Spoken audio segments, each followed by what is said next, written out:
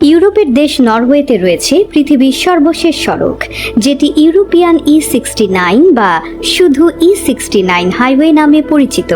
পৃথিবীর উত্তর দিকে এই সড়কের পর আর কোনো মনুষ্য নির্মিত সড়ক নেই। এটি পৃথিবীর একমাত্র সড়ক পথ যার মাধ্যমে উত্তর মেরুর সবচেয়ে নিকটে যাওয়া সম্ভব। E69 হাইওয়ে যেমন তুলনাহীন তেমনি রহস্যময়। এই সড়কে একা একা গাড়ি চালানো তো দূরের কথা, হাঁটারও অনুমতি নেই।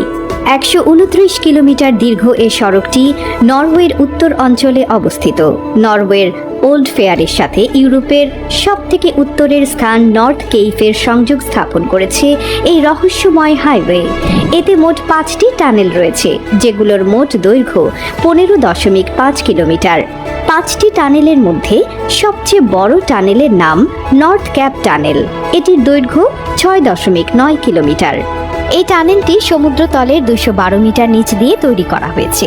1930 সালের দিকে E69 হাইওয়ে নির্মাণের পরিকল্পনা করা হয়। এরপর ধীরে ধীরে সড়কের বিভিন্ন অংশ নির্মাণ করা হয়। 1999 সালে নর্থ ক্যাপ টানেল এবং হেনিংসভাগ টানেল চালু হবার পর এই হাইওয়ে নির্মাণ কাজ পুরোপুরি সম্পন্ন হয় এবং ফেরি চলাচল বন্ধ করে দেয়া হয়। অসাধারণ এই হাইওয়ের চারপাশ ছবির মতো সুন্দর। সড়কের পাশে কোথাও সমুদ্র তো আবার কোথাও পাহাড়। শুধু বরফের মাঝ দিয়ে চলে গেছে কালো পিচ ঢালা উঁচু নিচু সড়ক।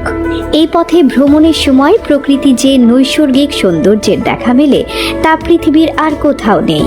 কিন্তু এই সড়কে ভ্রমণ করা একেবারেই সহজ নয়।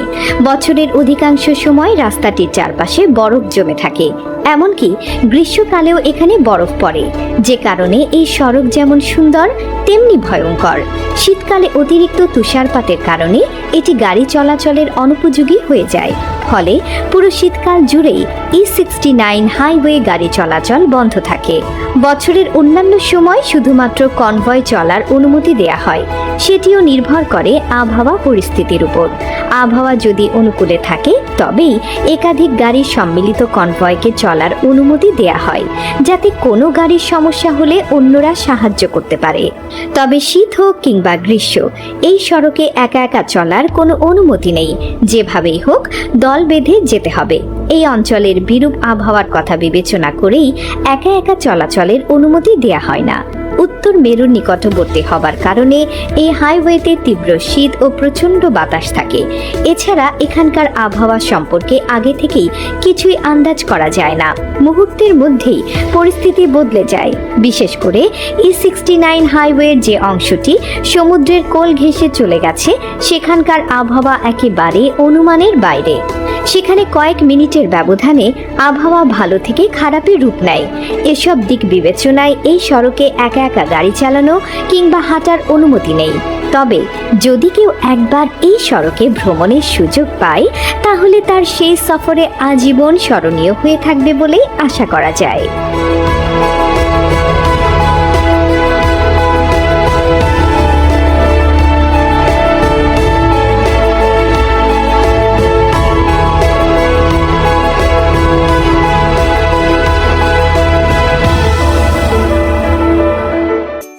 Subscribe to my channel.